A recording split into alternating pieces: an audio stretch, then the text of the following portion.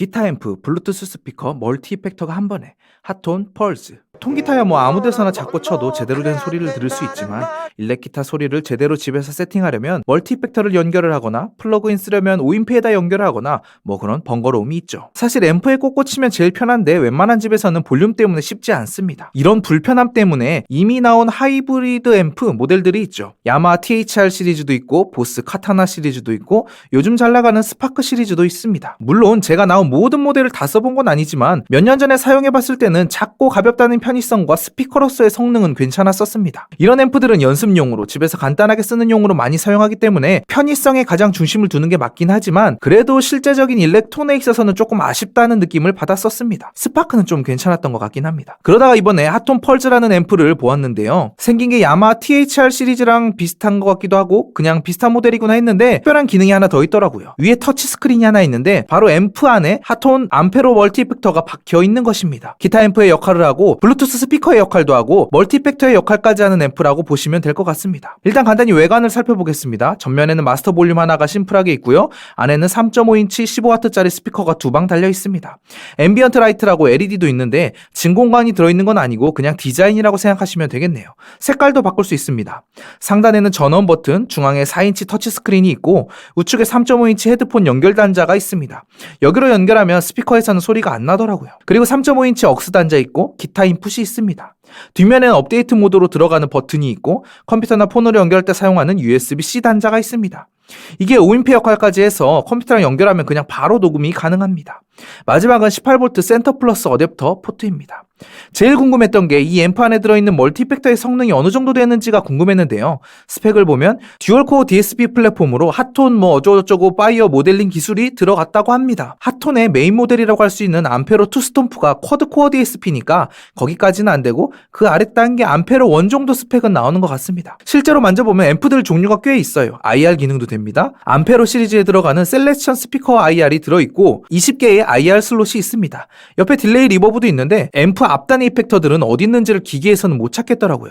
뭐야 그냥 앰프에 딜레이 리버브만 있는 건가 하고 좀 실망하려고 했는데 혹시 몰라 핸드폰 앱으로 접속을 해보니까 전체적으로 세팅이 가능하더라고요. 기기에서도 터치로 찾는 방법이 있을 것 같은데 사실 잘 모르겠습니다. 핸드폰 앱으로 하는 게 훨씬 더 직관적인 것 같긴 해요. 튜브 스크리머, SD1, 클론 센타우르, 티미 등등 웬만한 페달들은 있는 것 같습니다. 자 그럼 사운드를 잠깐 보려는데요. 녹음은 USB-C로 컴퓨터에 연결하면 5인페로 바로 인식을 해서 녹음이 가능합니다.